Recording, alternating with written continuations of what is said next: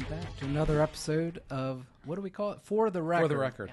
Yes. A lot to talk about this coming week, but before we really get into it, there were a couple suggestions in the YouTube comments, and as well as like a little fact check that I think we should probably do from the previous episode. That we keep doing that. Yeah, I know. One that I erroneously stated. Anyway, so one of the suggestions on the YouTube was that we need to introduce ourselves.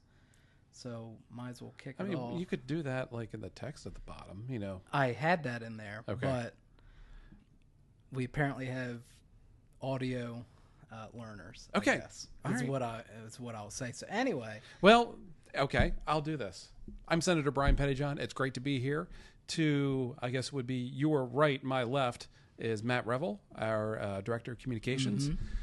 To my right and your left is Deanna Killen, our Chief of Staff. And behind the camera, and we actually don't have a camera pointing backward this time, which I'm disappointed at. We'll but do it next week. It is what it is. Peyton Mullen, Communications, and Christy Wright, our Policy Director. So you'll probably hear them, yes. But you're not going to see them this week. Yes, all the statistics and stuff that are correct come from Christy, and all the stuff that's wrong is just whatever I spout off the top of my head because I don't have my laptop. And we're hoping we'll have Christy up here at the table next week. We need her up here. Yeah. I mean, she would bring a great perspective to this table here. I agree. She's got her head down right now, like no, shaking her head. You'll be here. You'll be here. Well, you two are the bosses. So we are. You can say. Yeah. Christy's like, all other items as requested or required. Christy says, I am out. Other house cleaning items, though, speaking of errors and fact checks, I had referred to Senator Richardson's pain-capable bill, said it was banned abortion at 12 weeks. Actually, it's 20 weeks. So that was in the context of Europe's average, which is 14 weeks over there, so his 20 weeks. Basically, my point was that it was a little more lenient than, say, those over in Europe. And the other one was mentioned. I forget who mentioned it, but somebody had said that Indian River High School's football team they just won their first championship this year. It's not true. They had won at least in 2011 because I was there because it was really cold. I remember that. Yeah. But usually is that time of year. As a proud Indian River alumni that I am, really had to make sure that we mentioned correctly that there were at least multiple championships. Okay, good very to good. know. And we got a bigger staring table. at the Sussex Central graduate. So. Yeah. And we got a bigger table as well. That was another suggestion. Yeah, we were cramped the first time. There was not a lot of space. Yes, we like to work for the people, right? That's right. People workers and give them what they want. Look, exactly. I mean, feedback. That's you know, look, for. if you like something, if you don't like something, if you think we should be doing something different, just shoot us a message, leave it in the comments. We're just kind of learning as we go here. So I like the format. And look, today. Oh, sorry about that. As we're recording today, today's a special day. Actually, it's April Fool's Day, which is kind of ironic. We're kind of ironic. We're here at Legislative Hall, and it's April Fool's Day. I feel like every day's April Fool's Day here. Well, from your words, okay. From your mouth. Anyway. I know you can't agree. Sometimes, I agree. But, and look, there was we've got our computers here, and there was a email that just came out a little while ago for a co-sponsorship request that... requesting correspondence and collaboration from the City of Philadelphia and Commonwealth of Pennsylvania. Bottom line, to move request that the Philadelphia Eagles be considered for relocation to Delaware. Who sent that? That is being sponsored by Representative Griffith and Senator Sokola. Okay. So, cute. Yeah, no. Hilarious. Yeah, that's... the resident Dallas Cowboy fan, Senator Pettyjohn, does not like that. Well, he likes the fact that it's an April Fool's joke. But I love the fact that it's April Fool's joke. Yeah. All right, Deanna, what we got? I've got all kinds of stuff. The governor presented his budget reset last week. Presented a budget. Of course, Carney had already presented a budget, but now that Meyer is our new governor, he did what you call a budget reset. Just a couple things to highlight. The presented budget reset has a 7.4% growth Yes. When you average out fiscal year 20 through fiscal year 26, the average budget growth is 6.43%. So it is a little higher. So what's the growth in revenue projected at? Growth in revenue. Christy, what's the growth in revenue projected at? Yeah, 2%. Yeah, 2%. 2 point. Well, that's for 2008. For 2026, it's 1.9%. Yeah. So our projected spending's growing a whole lot quicker than our revenue growth, which, revenue growth has been good the last few years, but everything's starting to slow down now. So, we've in order to make that work, there's going to have to be revenue increases, which means tax increases. Absolutely. Yeah. And he actually stated that by FY28, if the budget growth continues at 5%, which is less than what he's proposing this year, that we will fully deplete the stabilization fund and we will have a $480 million deficit. Yeah, we've said this for a while. We don't have a spending problem here. We don't have a revenue problem. We have a spending problem here in Delaware. I agree. And Senator Benini was really famous for saying that over and over and over again. Mm-hmm. And I can't disagree. We have been spending over the benchmark for the last several years. The benchmark that's set by a subcommittee of DFAC that I'm on, that says our revenue growth should be here. We've been exceeding that, and now we're going to hit the situation. And I did ask you for next podcast to see what the report is in terms of what bills were passed last year that had fiscal notes and how much that has added to our state budget. Mm-hmm. We got a lot of people that have some great ideas that these bills just move through, and at some point in time, we got to pay the bill. Right. And I think we're starting to run into that right now where, budget growth is high, but our revenue growth is just not keeping up. Right. So there's going to be a increase to personal income tax to help pay for this. They've also proposed. Correct. Mm-hmm. Proposed. We don't have the specifics yet, but they also have a proposed DENREC and DEL-DOT fee package coming out. So we don't really know what that looks like yet. But for DENREC, it could possibly be like septic and well fees, which affects every Delawarean if you have to put in a septic or well, park fees, and then DEL-DOT could be a number of things as well. And and I know that the former secretary had shopped around a fee increase package from the DENREC side, and he was saying then it would would go to help fund operations within the department. It wouldn't be just going into the general fund. It would be to offset. It was pretty steep. It was. And it was to offset some of the money that would have to go from the general fund into DENREC for their operation. So, that's keeping it within there. Now, I do know that what is being proposed for DEL-DOT would not go into operational. That would be going into the state's transportation trust fund. Right. For road projects. For road projects. But if we maintain what they're looking to do right now in terms of the budget, the growth of the budget, there's going to have to be general fund revenue that's generated as well. And we're not talking about DEL-DOT and DENREC. We're going to be talking about other taxes, fees that are going to have to go into the general fund to fund the state government. And talk of depleting that stabilization fund is very concerning because it has saved us the last couple years. So talk of that is very concerning. Yeah. Well, especially if we're at a position now where corporations are possibly considering leaving our state. Mm-hmm. I mean, that's going to be a really large number. I mean, if they end up leaving, I think possibly Senate Bill 21 will help kind of curb some of that. Yeah. But let's just say worst case scenario, I mean, it's about a third of our budget. If a lot of people leave, that's, we are unfortunately going to have to consider other means of revenue generation on top of what he's proposing here. And, with the passage of Senate Bill 21, and I know we talked about this last time, but, we've calmed the waters in terms of what corporations are saying. There's still some that are probably going to leave, but they're ones that may have been looking to leave anyway for other various reasons. And we'll see what the growth is because we still have growth in the incorporation business in Delaware. Where we constantly bring companies in, others are redomesticated out into other states for whatever reason. So, just having a company move out of Delaware is not something that's unusual, but it's some of these companies that moved out that were max payers here in Delaware that made it very public that they were moving, that was the concern, and led to Senate Bill 21 being drafted and gone through the legislative process and ultimately signed by the governor. Right. Yep.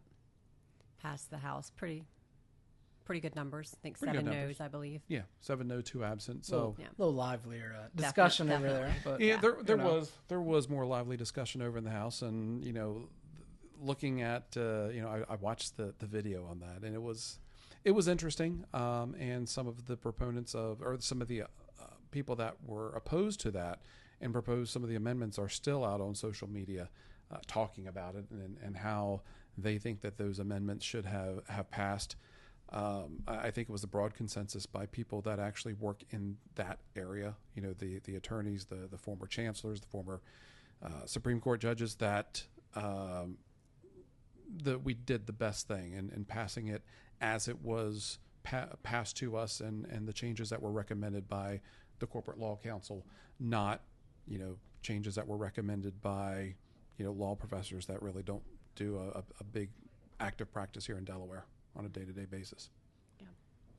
But speaking of budget, so the Delaware, the Bond Bill Committee, Joint Capital Improvement, they're meeting this week. Was there anything in the budget about that specifically? I'm looking at the cheat sheet that you have here. The cheat sheet. I have not even looked at the I cheat believe sheet. I read somewhere, Christy, correct me if I'm wrong, that there was a little bit of decrease to that this year. 'Cause I know they were talking about that. They're talking about reducing the cash to bond bill. Yeah. Bond and Capital Improvement Act, Yes, there have been $937 million. Yeah, there were reductions to bond bill. But one of the things, and I just mentioned cash to bond bill. What normally happens, we can only sell bonds for a certain percentage of what our state's revenue is going to be for the following year. Anything extra is what's called cash to the bond bill. So revenue that we're bringing in that isn't already allocated to something, that gets moved and not allocated to things like the one-time spending bill, the supplemental, or to grant and aid. That goes cash into the bond bill. That allows us to actually do some capital work without having to finance that. For example, the big example, the new courthouses in Dover and Georgetown. They were paid via cash to the bond bill. So we didn't actually have to finance the construction of those 2 new courthouses. Those were paid for in cash. That were some of the extraordinary revenues that we had here in Delaware. So, normally those things would be included in the state bonding, but when we had those high revenues for a couple of years, we paid for them outright versus putting them in bonds. So, which left other room for other things as well. But now that we're looking at some revenue concerns, now they're looking to cut the amount of cash that's going into the bond bill. Probably we're going to see a smaller amount of money that's going to be going into grant and aid as well.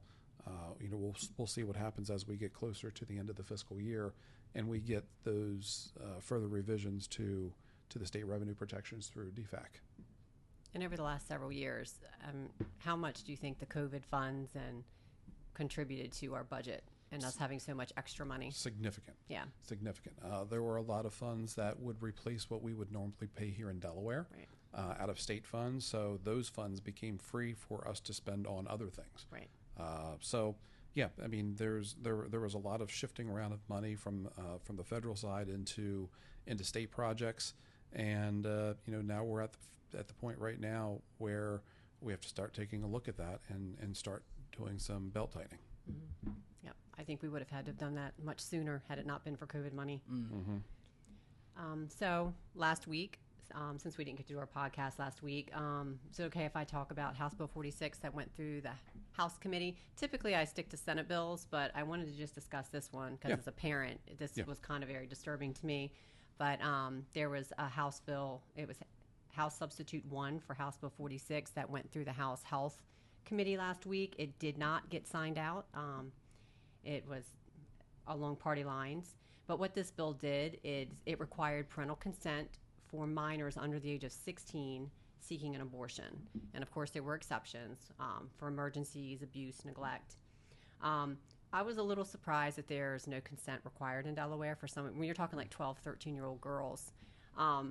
But I think what was so astonishing to me is I kind of dug into this over the weekend, and I was talking to our attorney, Anthony Del Colo, and we found that there's actually a workaround, a built-in workaround in code, Title 24, Chapter 17, where the notice requirement can be completely bypassed of a parent as long as a mental health professional signs off. So you're talking a 12-year-old could get an abortion, and the parents not only don't have to give consent, they don't have to be notified. Under current code. Under current code. Good Lord. Yes. And of course, Representative Shute was trying to change that with this bill, but it did not happen. I think what's more controversial is the fact that it didn't pass or get through the committee than actually the content of that legislation.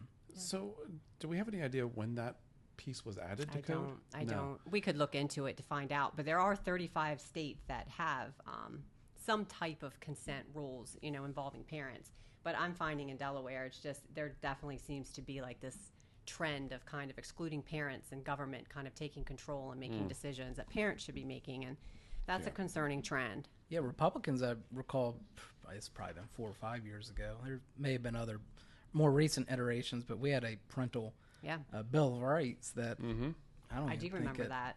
Definitely didn't make it out of committee. I don't even know if the other side heard it in committee, but I mean, something like that just makes, as a parent, makes complete sense. It does. Why, like the government should not be parenting your children. No, I mean, we take on that responsibility when we become parents to be the parent, to be that guiding force within our child's life. From the time they're born until they leave the nest. And for the government to come in and say, no, we want to do that. We want to be the parent. We want to set the guidelines in terms of the morality and what they learn and how they learn. That's wrong. That's not the government's job to do. It's the parent's job. And there seems to be so much consideration given for other groups, and protecting them and their rights. But when it comes to parents, it seems to be the complete opposite. They actually want to take rights away, which is very concerning.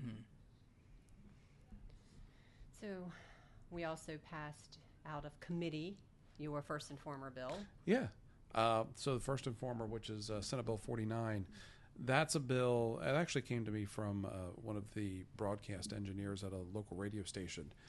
Right now, if there's a major snowstorm or weather event where the governor issues a driving restriction here in Delaware, so nobody but official business is allowed to be on the road, they would not be allowed to be on the road in those times of state of emergency. So, our broadcast companies, whether it's your radio or your television, they have the facilities to operate. They have generators, sometimes at remote locations from their studios. And, those sometimes need maintenance, especially if there is a weather problem. They have to get there, the people that are on the air, whether it's, your newscasters or your on-air personnel, they have to get to those stations. I assumed that was already being done. I didn't realize that that was a thing. Yeah. And I don't think it really came from a specific instance where, somebody was ticketed for that. But it's looking at what could happen if there were some type of natural disaster where they would have to get out to be able to make sure that these facilities are open and able to communicate vital information to the public. We want to make sure they had that carve out so they could be on the road. So that went through committee. In fact, everybody that was on the committee asked to be added as a co-sponsor to the bill. So we'll probably see that when we come back. Yeah, we'll ask for that to be on the agenda when we come back. Okay, perfect.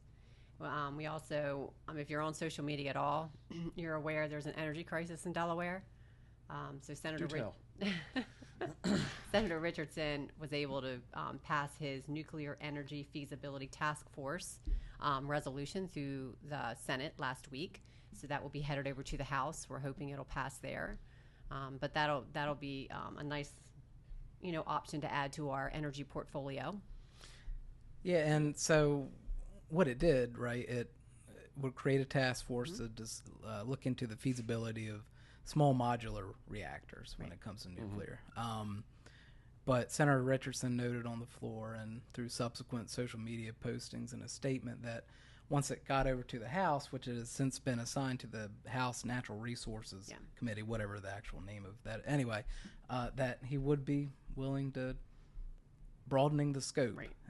So I I'm sure that'll be discussed. They haven't set the committee hearing to the best of my knowledge just yet, but I'm sure that's going to be discussed. And he and Representative Pulaski, who's the House prime sponsor, they're definitely going to be open to it. And I'm sure we'll be getting a lot more feedback once or if any amendments are added to that. Yeah, and it's kind of timely. On March 29th, there was actually an AP article about new wave of smaller, cheaper nuclear reactors sends U.S. states racing to attract the industry. Yeah. So, obviously we're not the only ones that are looking into this. Other states are actively looking into it. They're putting money into attracting them into a lot of the research.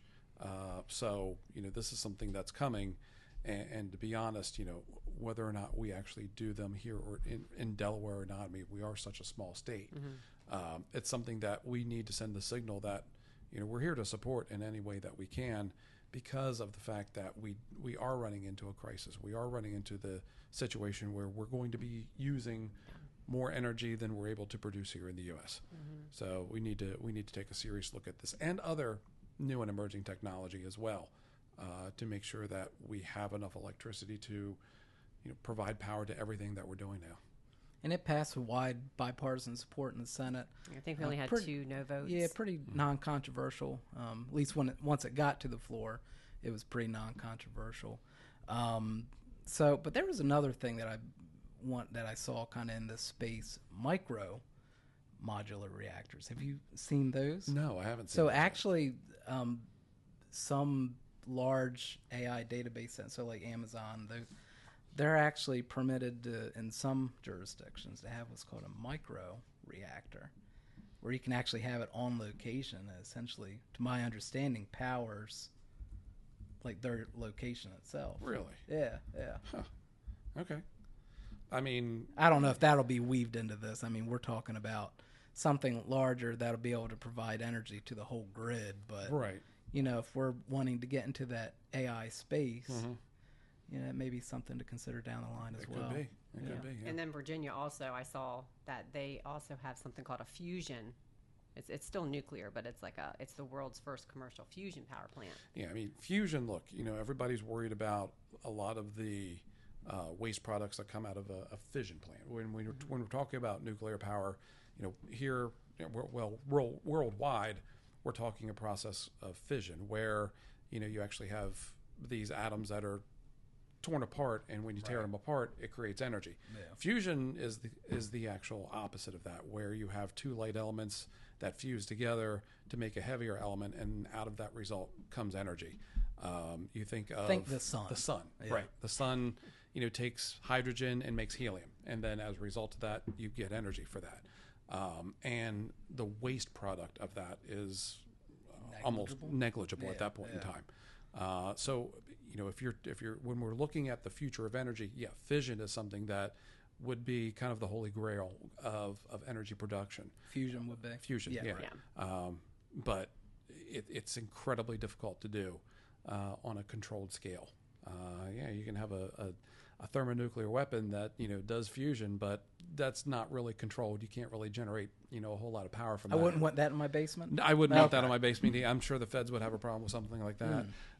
But if we can do that on a commercial scale, that would be kind of that's what we're looking to be able to do, is to have those fusion plants that could take the hydrogen from the atmosphere and make energy from that, and I mean, that is the cleanest energy that can be produced right now.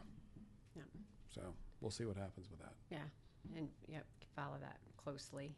We also have the big thing right now in national news even is the dyes that are being banned. Some states are taking the lead. I think West Virginia is the one who kind of took the lead, that has the largest ban regarding dyes and additives. That just passed their state. A lot of different states are passing it in banning it in school lunches.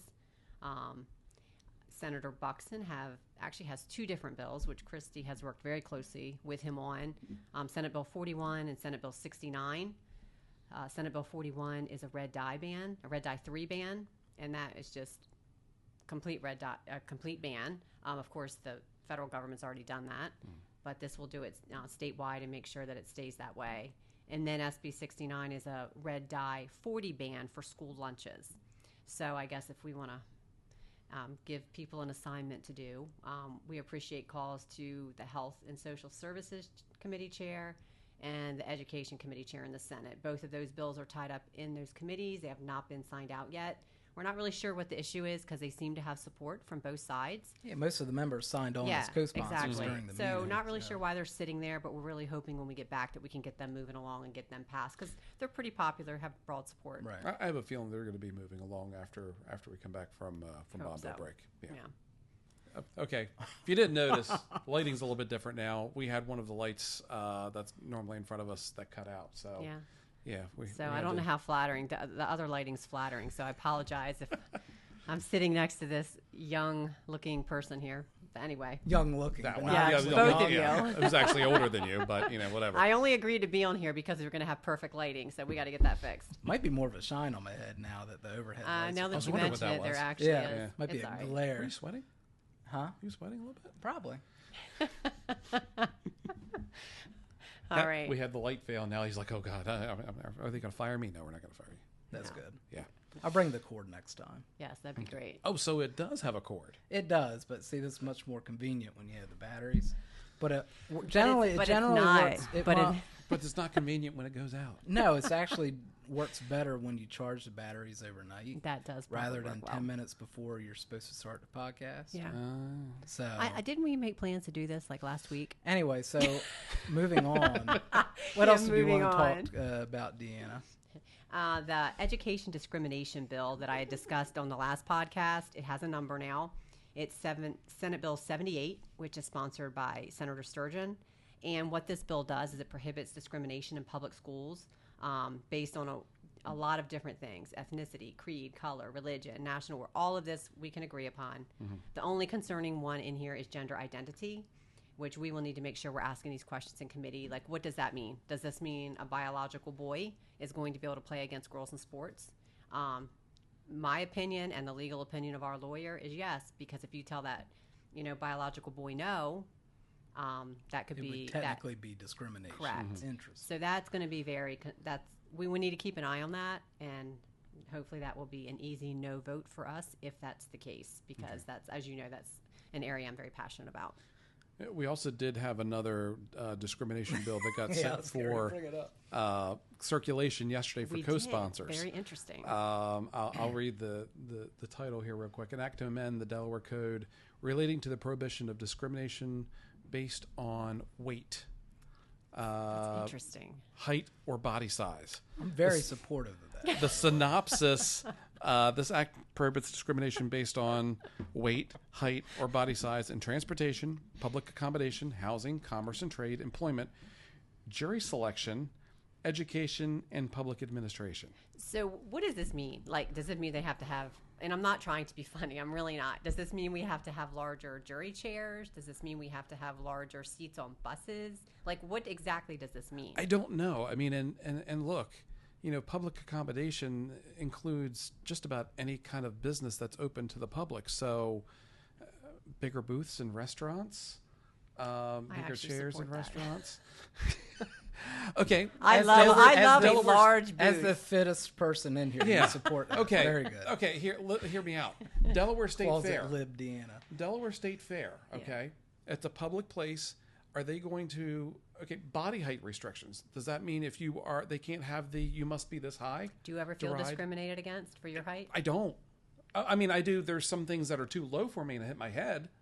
But well, that's going to change, Brian. Apparently, I guess I don't know. I mean, it opens a huge can of worms. A lot of this stuff sounds good in theory, but when you have to actually, the practicality of it, just I don't know. Yeah. Wasn't there a singer a couple weeks ago that tried to sue Uber or Lyft or whatever? Yeah, a podcaster or something. Yeah. I'm looking at Peyton. Yeah, I don't know. Somebody that I guess he didn't want her in his car because he was claiming it would hurt the tires. Well, I mean, she was like 500 pounds. Yeah. Well, and then she went on a podcast later, and then had them take away the chair and put a couch there for her to sit down on or something. I remember this. Yeah. Over the last month. I think she lost her lawsuit. Thankfully, I do believe she lost it. Like, what's that? I think I think if you can accommodate, then that's great. But I think when you try to mandate it, then you're passing that cost along to businesses, who in turn pass it along to us, and we wonder why everything is so expensive. Or they just say, you know what, I don't want to deal with this anymore, and just shut down. I mean, everything that businesses have to deal with right now in order to meet every law and regulation that, you know, bodies like this and the U.S. Congress, you know, put on them. It just makes it so that they're going, you know what, I want to run my business. Right. I want to employ people, but you're throwing all of this on me, and you know what, I've had enough. Yep. And it's one thing, like, if you want to pass a piece of legislation to discourage discrimination on something that an individual can't control, right? Obviously, like skin color, for example. Like everybody, I think, is supportive of those types of measures that have gone through. But in a case like this, like, speaking as a husky gentleman myself, I mean, right, but I have control over that. Yeah. Now, I know there are maybe some, but for the most part, you know, no. No, Nobody wants to weigh in no, on that? I'm reading this right Oh, here. okay. I'm reading this, and I'm shaking my head, not at Yeah. you. I'm just I some think of the language clearly here. the sponsor of the bill might find that very controversial. I mean, just in reality, they probably would. Well, I will say, and it's not going to pass. I think so there are some medical conditions that obviously contribute. You know, because I'm a big fitness fanatic, always worked out, and I went through a thyroid issue recently with cancer, and I had to have my thyroid out, and that was the first time I really experienced, like, oh my goodness, what's going on with my weight. Finally, once my medication was adjusted, it was figured out. But I do think there are some medical conditions that can definitely play into that. Definitely. Right. Yeah. So that's sent around for circulation. There's no bill number on it yet, but you know, stay tuned. It's going to be introduced. It's going to have a House hearing, and we'll see what happens with this. Yep. Yeah. All right, and then next week, don't really know what's going on next week yet. We don't have the agenda. I think we're probably going to be seeing HB 140. Is that the correct number for the Death with Dignity bill? Yes. So I suspect we might see that in committee when we come back, but that's just a guess. Yeah, and there's also another bill. In fact, on the way up here, I was contacted by a reporter about a bill that's out there right now, and I don't remember the bill number right offhand, but it is a bill that tells the counties where they're allowed to have, or prohibits the counties from restricting marijuana dispensaries in certain areas within the county. Oh, really? That's interesting. So, you know, really, in talking to the reporter from the Cape Gazette, I said, look, this is, you know, local zoning has always been local. You know, the state has, when you start to have the state say what can be located next to something else, whether it's a home, a school, what can be in your agricultural areas, I mean, that's the first step towards statewide zoning. And that's something, you don't want somebody up in Dover or here in Wilmington telling you what you can and can't have next to your home in Georgetown or Laurel or Seaford. I think we're going to see a lot more of that. Senator Huxtable sent his accessible dwelling unit bill around. Dwelling unit bill around again for co-sponsorship today, and it's basically, you know, which I think all the counties are doing it anyway, but I believe the wording was it can't be erroneous, like any type of like a lot of restrictions around it. So I need to read it. It actually just went out a little bit ago, so I haven't got to read it yet. And one of the things that I noticed on there is that I did a quick read. It said that any deed restrictions that prohibit it are null and void or unenforceable, which means, you know, if you have a deed restricted community that has a certain aesthetic that they want to do, and look, people that move there understand that there's a deed restriction. Now, you know, you can't restrict that. So, you know, a lot of your communities, you know, throughout the state, you know, you could have the in-law suites or, you know, the accessory dwelling unit, whatever you want to do, located there, and they could be rented out. Yeah. I'm a big supporter of ADUs, as you guys know, but I do think that there need to be some guardrails around them. I mean, I'm just thinking about Lewis. Kind of Lewis, for instance. Historic, the historic district. Right. And these like, you know, tiny lots that can barely fit the house. It's just, I don't see how that's going to be possible. Yeah, I think we're going to see, there was pushback on it last time. I think you're going to see pushback again just because, you know, again, a statewide policy on something that covers everywhere from Greenville to Gumboro Right. is not what you Right. are wanting. You One want size those fits local all. zoning authorities, your towns, your counties, to be able to make those decisions. I agree. Whether it's ADUs or whether it's for marijuana establishments, they should be the ones that are saying what's allowed in those places, not the state government. Yep. I agree. Yeah. That's what we believe, small government, local government. Local government's Yep. the best. Yep. Yep. Right. Well, I think that about wraps it up for this week. How about our shadow producers? You have anything? No. All right. Well, next week, hopefully, we'll have a fourth at the table. We're going to still work on Christy to get up here, and she's making faces. You guys can't see her. Well, we appreciate it. Again, any comments, any feedback, leave them in the comments. We'll make sure Matt or Peyton, kind of takes all those and we come back with it.